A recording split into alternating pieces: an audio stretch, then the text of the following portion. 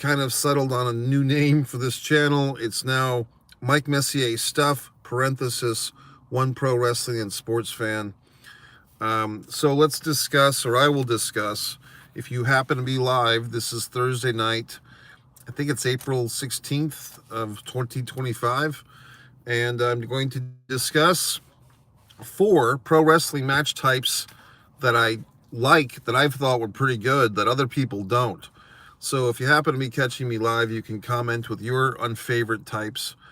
And I'm sure some people will have some comments that have nothing to do with the topic, but that's fine. I'll address all comments if they come in here. So first, I'm going to go with the low-hanging fruit, the easy mark on this discussion, or in this discussion, the good old-fashioned battle royal. 20-man over-the-top rope battle royal is kind of what I grew up with. And at the time that I was a kid, the battle royal hadn't been prostituted yet. It was still pretty well respected and well revered. And I think as the years came along and battle royals just kind of got thrown into stuff, I mean, let's take a little analysis of this detour, okay? WrestleMania 2, the 20-man over-the-top rope battle royal featuring 6 NFL superstars, a couple of more as referees. William the Refrigerator Perry was in this thing.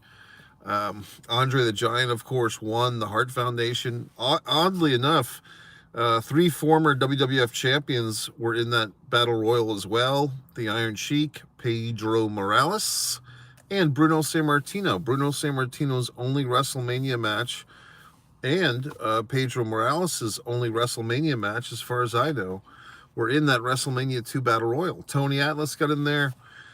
And it's actually a pretty good battle royal if you watch it. But then flash forward just 2 short years, and you have the WrestleMania 4 battle royal, which is kind of a graveyard of WWE mid-carders.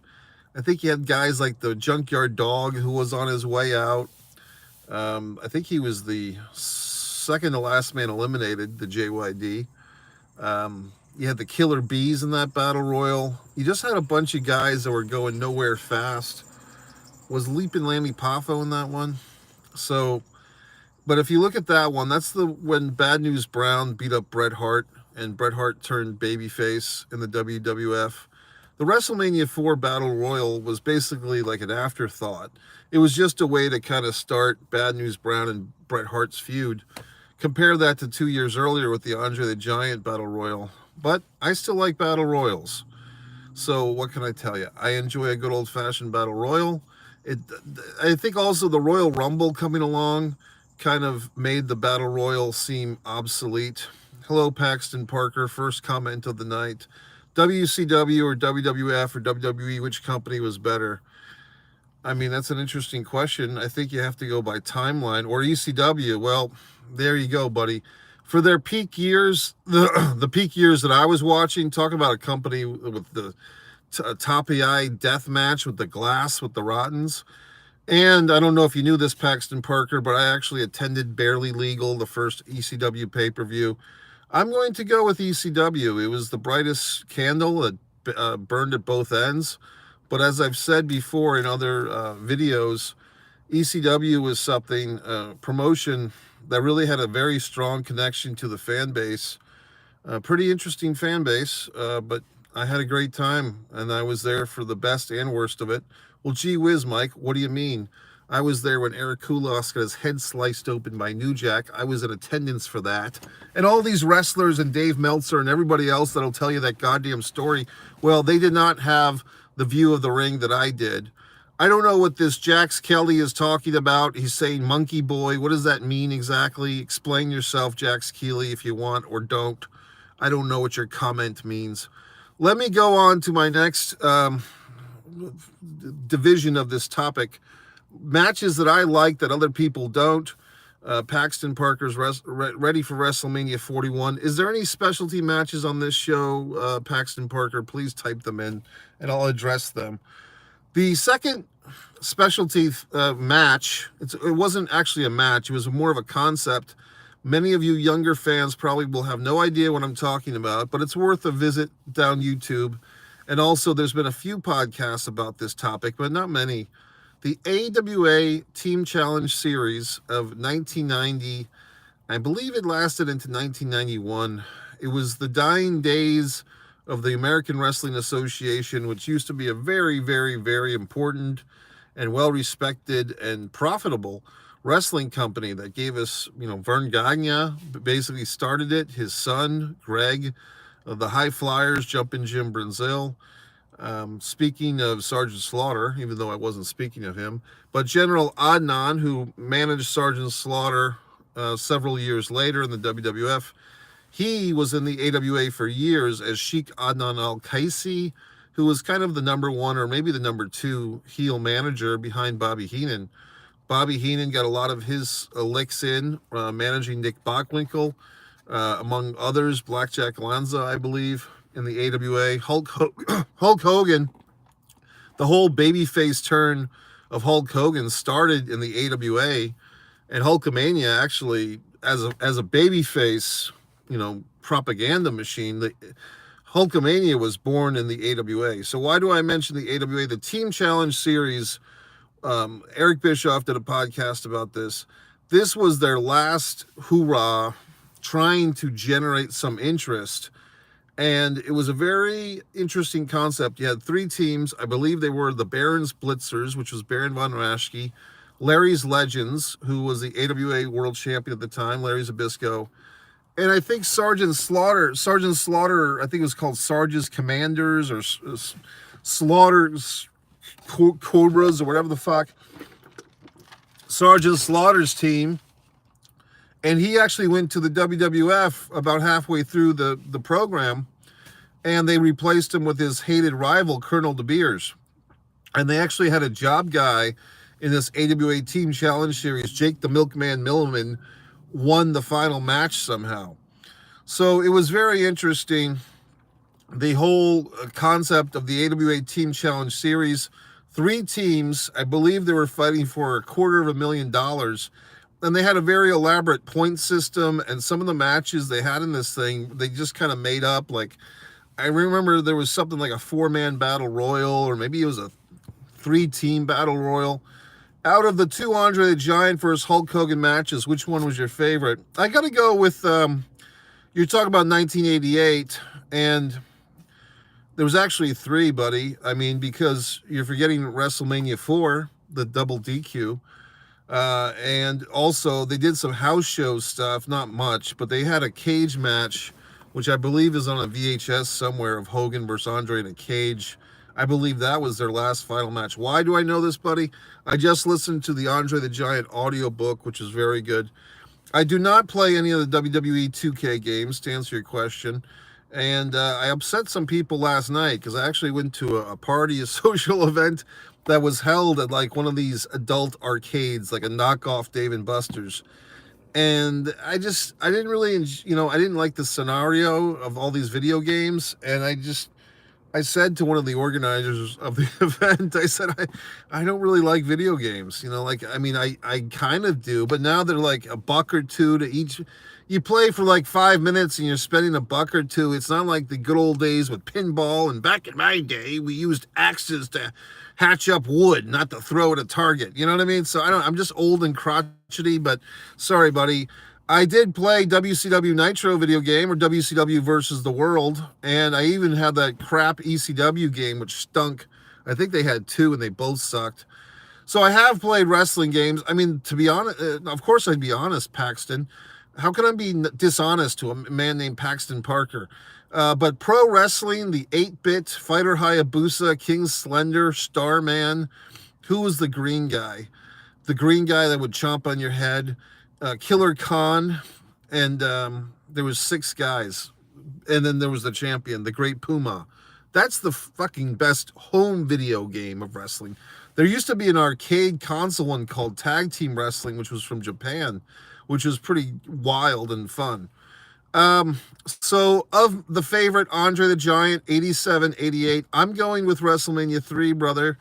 It's actually a great match. I mean, I can't believe it. Dave Meltzer, I mean, I'm not here to piss all over him, but Dave Meltzer gave that -5 stars. Very disrespectful, especially to Andre the Giant and the effort that he put in. The man was suffering from severe back pain, That's why he had that singlet on, because he had a brace on, apparently. The guy was suffering. He was not doing well physically. I think, did they do flying head scissors? No. But as far as the dramatics of that match and the epic feel, I think those guys delivered, both Hogan and Andre. And I guess you could make a case that Andre delivered because he was in so much pain. And, Hogan claims that he threw his back out or whatever, popped some muscle in his back when he slammed Andre. I just think it's a really great match. And I think the nice slow pace that allowed Andre to do well in that match, I just thought that's my favorite. The one with the February 5th, 1988, with the Hebner boys, the brothers, the referees, the twins, it wasn't bad.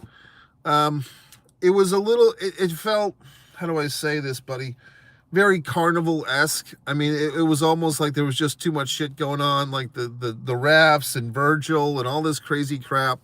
It was a fun match, but I mean, it was a little bit out there, which was the point. I mean, the thing was supposed to be ridiculous with the twin referee gimmick. They were saying that one guy got, plastic surgery, because I, as a wrestling fan, was picking up wrestling magazines, and they had pictures of the two Hebner twins together in referee suits in Sports Review Wrestling or some such thing.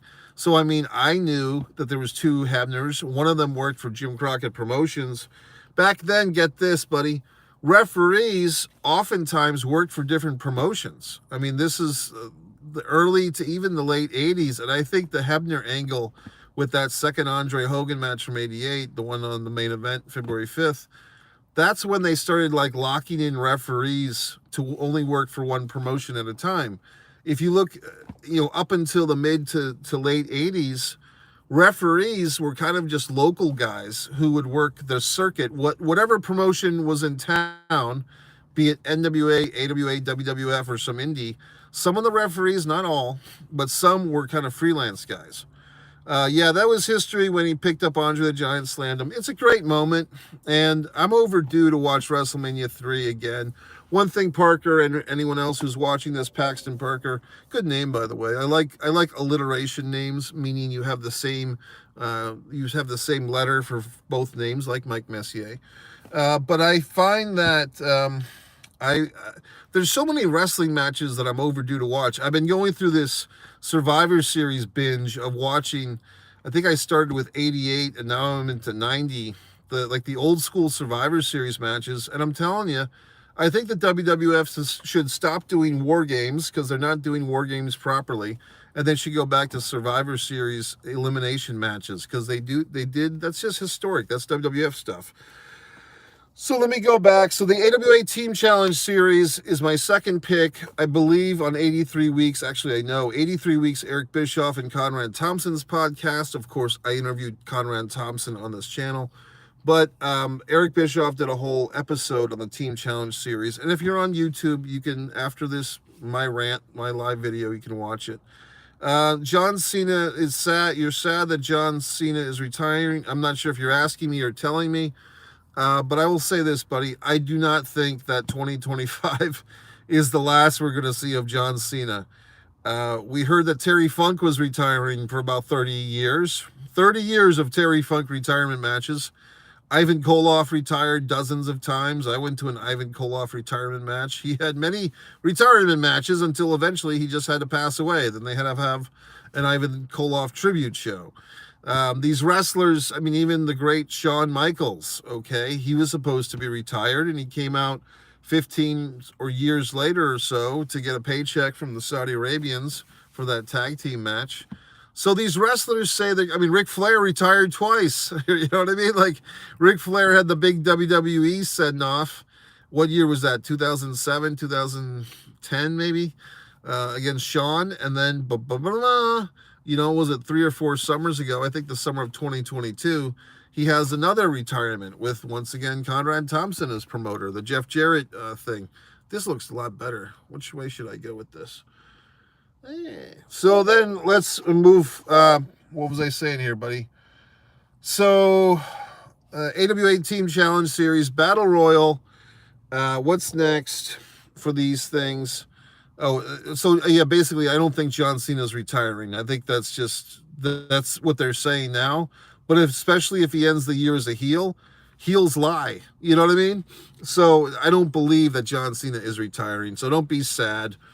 Don't let these assholes manipulate your emotions. Moving on to the third one, and I'm saving the best for last. Starrcade, 1989, Future Shock. It was 2 tournaments. It was 4 singles wrestlers. Really a great lineup. The U.S. Heavyweight Champion Lex Luger, the most popular guy in the NWA/WCW at the time, Sting. The NWA World Television Champion, the great Muta, who had been undefeated until this evening of Starrcade 89. And the NWA World Heavyweight Champion, Ric Flair. What do you mean you got to go to bed? I'm in the middle of discussing this stuff, Paxton, for Christ's sakes. So we had Starrcade 1989, 4 men who are wrestling each other in a round robin, which means every possible matchup has to happen before it's 4:30 in the morning. I don't know are you in Australia? So they had all these wonderful matches. Each guy wrestled each guy. Sting wrestled Flair, Sting wrestled Muta, Sting wrestled Luger. And the tag team division, the Road Warriors, Hawk and Animal, the Steiners, Rick and Scott. The first time these 2 tag teams wrestled each other was at Starrcade 89. The Samoan SWAT team was a substitute, which is actually Rikishi was in the Samoan SWAT team, subbing for the Skyscrapers, which kind of brought the whole show down a little bit, because I think that if the Skyscrapers were in this thing, it would have been better. Sorry to hear that you're hungover there, Paxton. I hope you're not driving. I hope you're at home. But yeah, you can sleep, buddy. Just watch the rest of the video tomorrow, and be safe out there. Be sober or whatever, or get over your hangover tomorrow, whatever. I don't know. But then we had the Midnight Express should have been in this thing. They had Doom when they were still wearing the mask. Ron Simmons and Butch Reed, and they had Woman with them, and also a very tall guy they called Nitron, who was not Kevin Nash. For years I thought it was Kevin Nash, and when I worked with Kevin Nash in the movie The Manor, which I also co-wrote, Kevin Nash told me he was not Nitron. So I'm not going to spoil it. I'm not going to discuss who won and who lost at Starrcade 89. But for all you younger wrestling fans, and some of you are you're still younger than me, but you're still getting old, no offense. If you haven't seen Starrcade 89, I highly suggest it. I thought it was very good. And apparently our buddy Jim Ross is the one that invented this tournament. And they never did it again.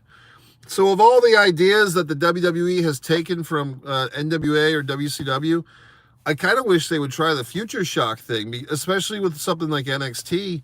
I think it would work great. And you could also have like a women's division or a women's tag team division. Okay, moving forth.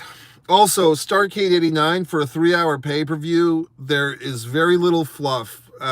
It's just a very tight show because they had 12 matches, and they had a lot of those matches went over 10 minutes long, so it was just bell-to-bell action.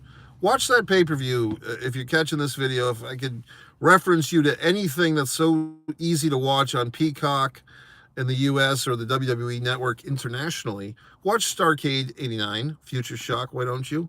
Now, our final pick, or my final pick, and I think this one's going to shock and amaze some of you fine folks, especially if you're a modern-day WWE fan. You might think I'm crazy, but I'm going to say that my 4th specialty match that everybody pisses on, everybody shits on, everybody says it sucks. Why did they ever do this? Why did they do it a second time, and then 15 years later they did it a third time? That's the big hint. Can you guess?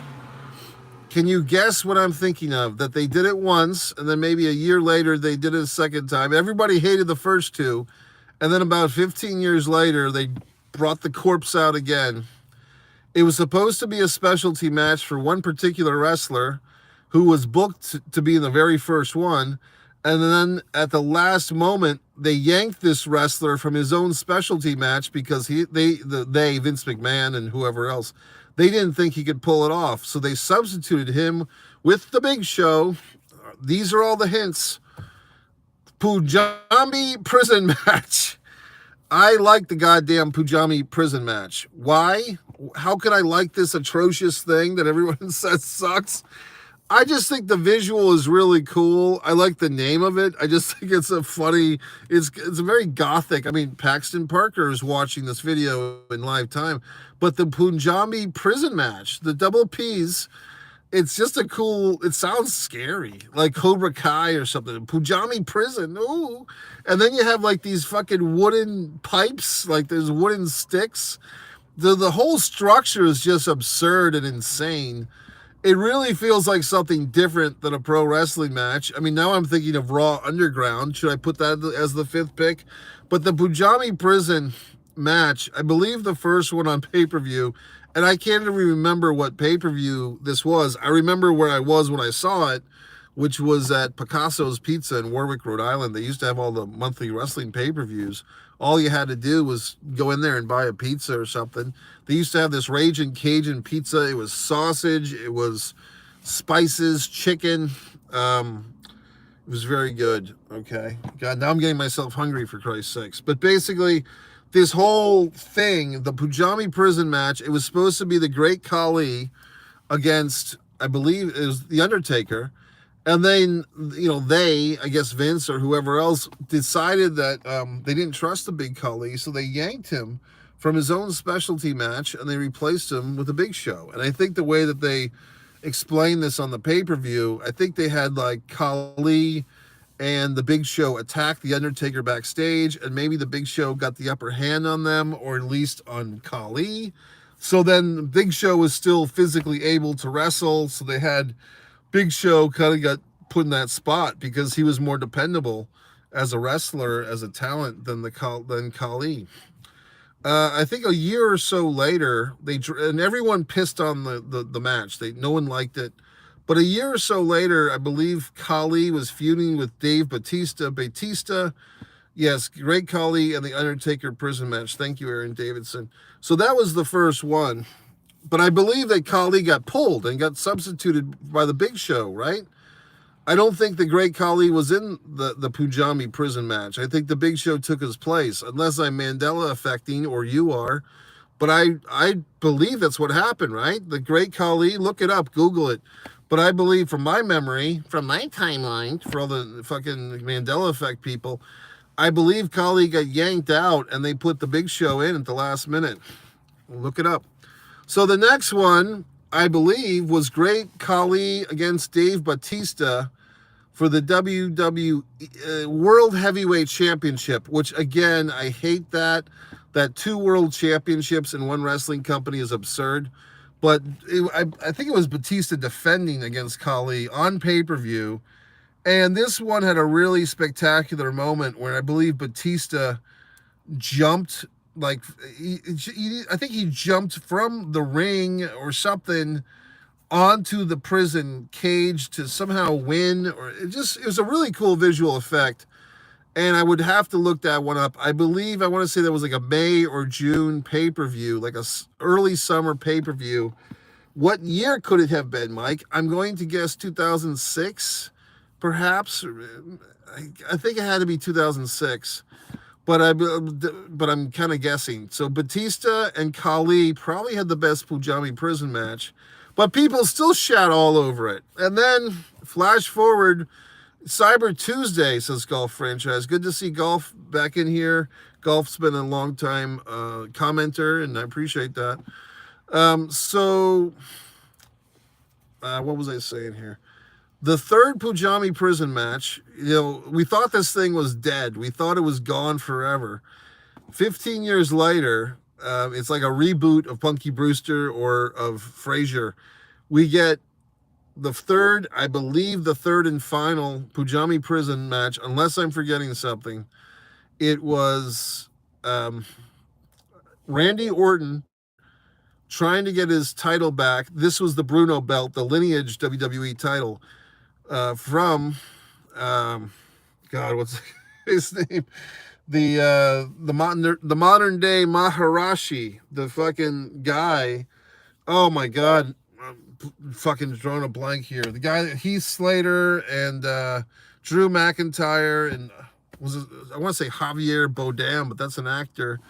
And there was also a guy that I was a roommate with once. But who's the guy that was the champion? Jinder Mahal. Thank you, Golf, for doing the nice run-in, buddy. Appreciate it. I'm blanking on Jinder Mahal's name. I thought, see, this is the tragedy that is Jinder Mahal. When he won the title, he was basically like a lower mid-card guy that they gave a 2-week push to. When they booked him against Randy Orton on that pay-per-view, I knew that Jinder was going to win, because why else would they be putting the match together unless they were going to do something like have him win, and he won. So Jinder Mahal was a WWE champion. This might have been his second title defense on pay-per-view, a rematch against Randy Orton, and it wasn't great. In fact, I would still say that of the 3 prison Pujami matches, only Batista and Khali had a good one. Hey, Lou, how's it going, buddy? Good to see you. Lou is always a good commenter, has seen some of my film reviews. So I'll catch up Lou to speed real quick. I basically listed 3 wrestling matches or concepts that I liked that other people didn't. I was actually going to do just 3, but then I did a 4th one, and I think Battle Royal was the first one I mentioned.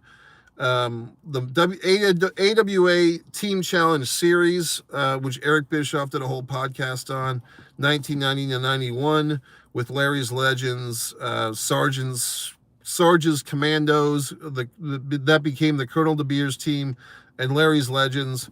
And then Starrcade 89, Future Shock, was the 3rd one. Now we're talking about the Pujami prison match, which is my 4th and final pick. I mean, I could probably come up with more, but the Pujami prison match, I just liked it. I just liked the spectacle of it. I just thought it was cool. It was different.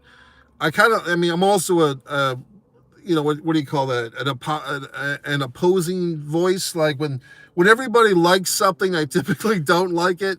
And when people piss on something, I try to find the good in it. So a contrarian, I believe, is the term.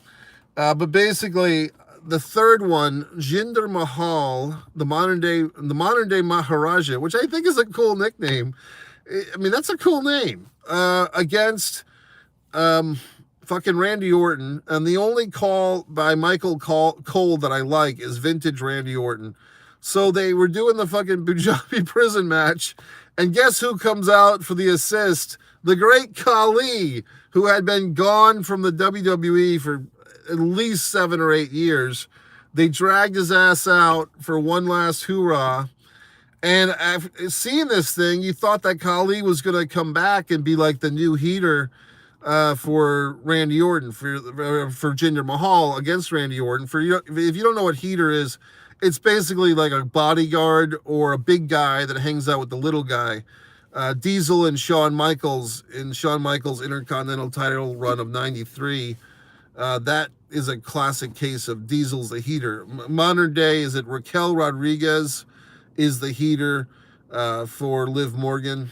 You know, they very much copy Shawn and Diesel. So the heater was, I thought it'd be cool if Jinder Mahal had the great Khali as a heater. I thought that would be wonderful, but they didn't do that. It was just a one-off, meaning they had him on the show, and then that was it. Golf thinks they had one on No Mercy 2007.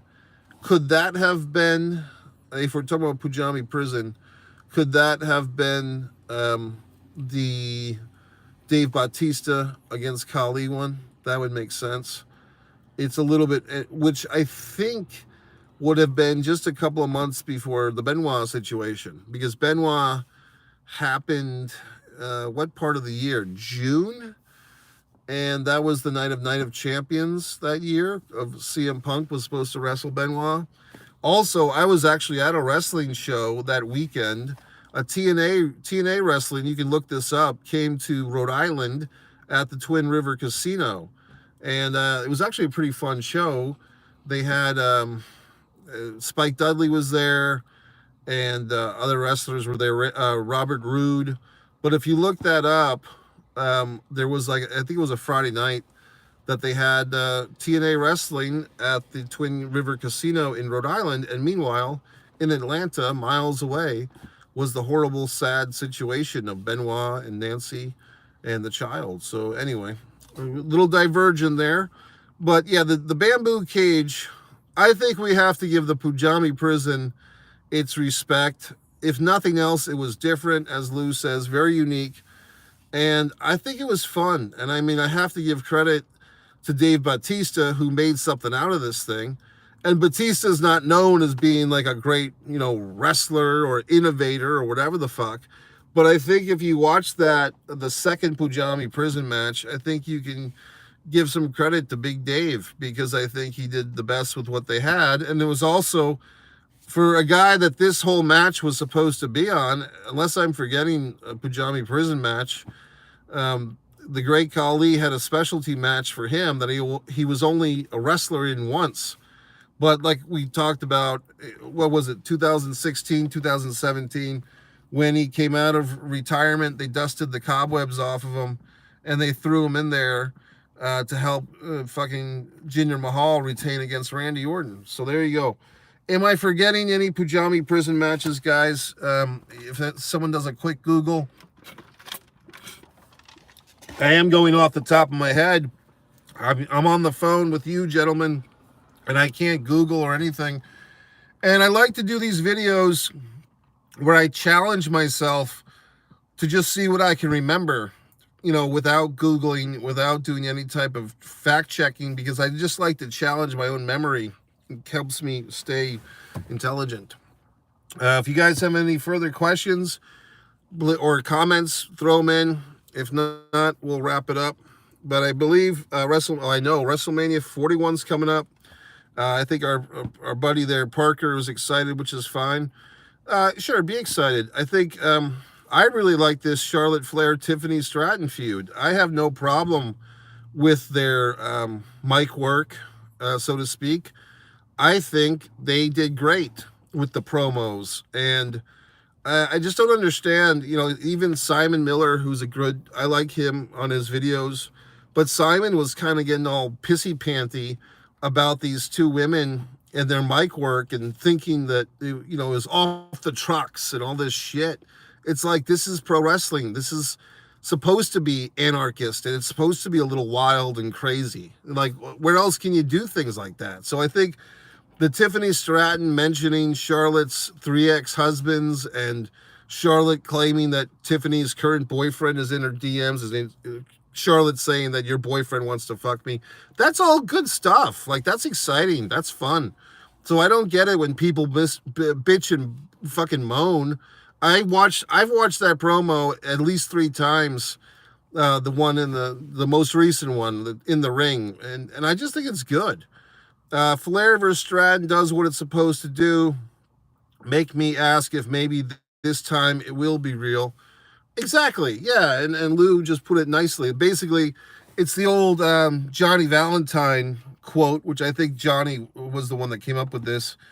They can think everything else is fake, but they're going to think that I'm real. Or they can think every other match is fake, but they're going to think that my match is real. Something like that. Basically, if you can blur the line with even the hardened, seasoned wrestling fans like golf, like Lou, what would Lou Thez do here in this thread? Me, if you can kind of blur it in any way in 2025, when we've all seen the inner workings of this thing we call pro wrestling with stuff like Tough Enough, I still don't think Tough Enough gets enough blame / credit for the modern post kayfabe era of wrestling. I think Tough Enough is the one that really, the show that exposed all these things. And people don't really talk about that. But I do feel like Tiffany and Charlotte have done a great job hyping this thing. I kind of think that in the background, Charlotte is kind of egging Tiffany on, because I think Charlotte knows the fans are kind of sick of her. So why not play off of that? And I think that, Charlotte doesn't have a Mercedes Moné or Sasha Banks anymore. Bayley is kind of on the lower mid card now somehow. Like, Bayley's not really a main eventer right now.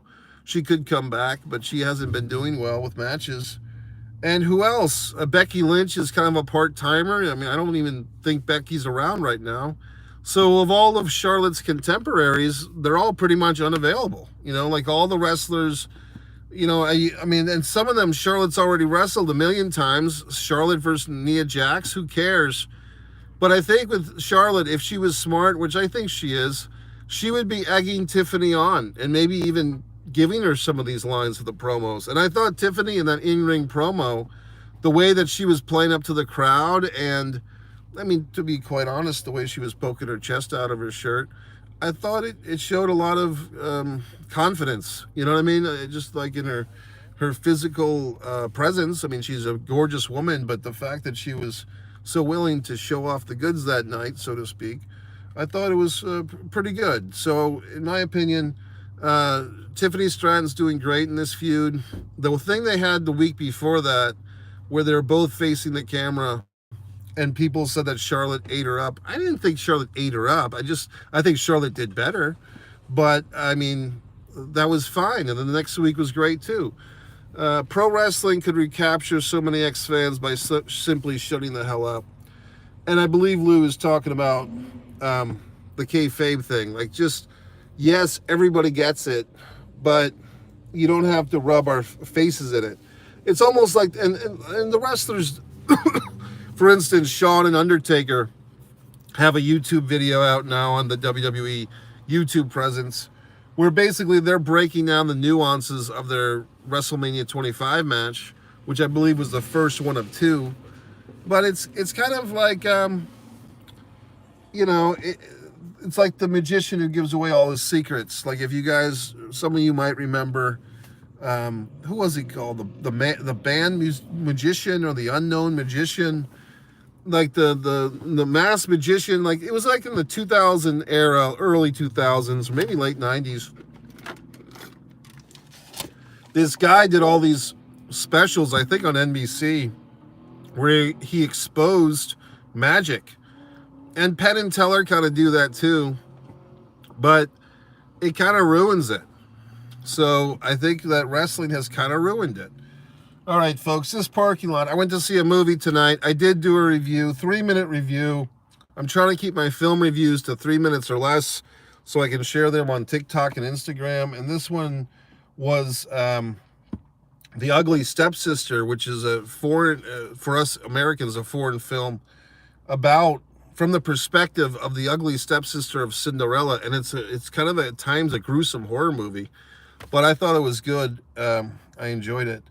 Okay, gentlemen, I will do a WrestleMania 41 Aftermath podcast live stream both nights, so check in for that. Today's only Thursday, tomorrow's Friday, and I guess tomorrow, I'm not guessing, but there will be the Legends or the Hall of Fame after SmackDown, I would assume. And I don't know if that's also going to be broadcast on Peacock or not. I'm curious, because I guess I don't have SmackDown access. I don't have cable TV. I do the streaming stuff, so if SmackDown is now on the USA Network, which it is, where are they broadcasting the WWE Hall of Fame this year? Will it be simulcast on Peacock? I hope so. Or on Netflix? I don't know. I guess I'll have to get off here and do a little Google search of my own. All right, Lou, Parker, Golf, everyone that checked in, Paxton Parker, new guy, Jax Keeley, if he's still in here, John Stewart, had some nice commenters. Somebody got their comments vetoed by the algorithm, so whoever was saying nasty things, shame, no bubblegum for you at recess. MikeMessier.com. Thanks, gentlemen. Have a good WrestleMania week, and I'll do the live streams after. See ya.